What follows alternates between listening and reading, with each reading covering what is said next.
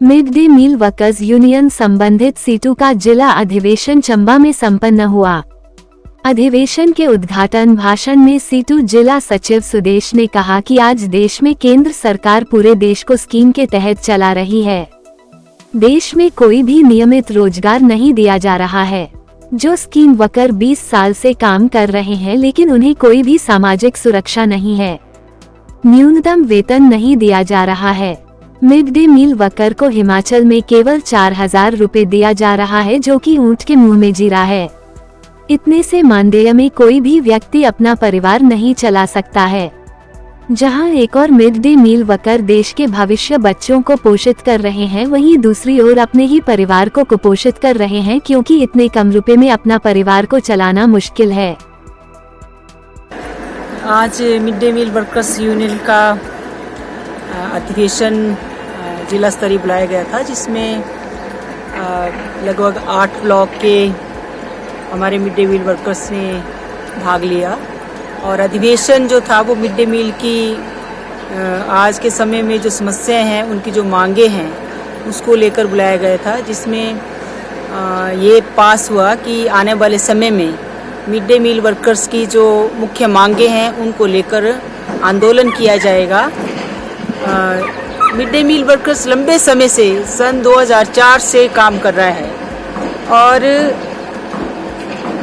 आज हम देखते हैं इतने सालों के बाद भी हिमाचल प्रदेश के अंदर जो इनका मानदेय है वो केवल 4,000 है।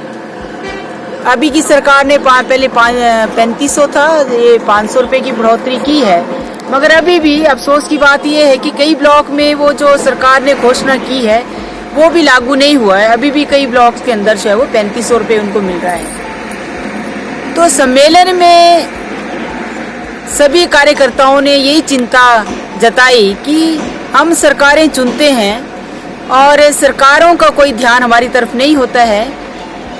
लगातार इतने सालों से काम करने के बाद 4,000 रुपये में परिवार चलाना पड़ रहा है। और दूसरा, काम का जो बोझ है वो केवल खाना बच्चों के लिए नहीं बनता है। कई जगह स्कूलों में चपरासी का पद खाली है तो उससे चपरासी का काम भी लिया जाता है। कभी टूर्नामेंट हो रहे हैं स्कूलों के अंदर, कभी स्टाफ में कोई और स्कूल में कार्यक्रम हो रहा है। ये सारा काम मिड डे मील से कराया जाता है, लेकिन बदले में उसको कुछ भी नहीं दिया जाता है। तो दूसरा भी सरकार का एक फरमान आया है, हमने सरकार ने जो फैसला लिया है कुछ सोच के लिया होगा, मगर एक खतरा जो है और उनको डराया जा रहा है कि प्राइमरी स्कूलों का जो है वो मिडिल स्कूलों के साथ, जहाँ पे मिड डे मील एक जगह पे बनाया जाएगा, जो स्कूलों की जो साथ में जो कैंपस एक साथ है दोनों स्कूल, तो उसमें ये कहा जा रहा है कि मिड डे मील की छंटनी हो जाएगी, क्योंकि बच्चों की जो शर्त है वो 25 पर एक मिड डे मील वर्कर होगा। तो ऐसे में एक डर anganwadi mid day meal workers में आ रहा है। और हमने ये कहा है कि ये सरकार ठीक है, वो एक जगह खाना बनाए, उससे हमें कोई दिक्कत नहीं है, मगर इसके नाम पर मिड डे मील की छंटनी नहीं होनी चाहिए।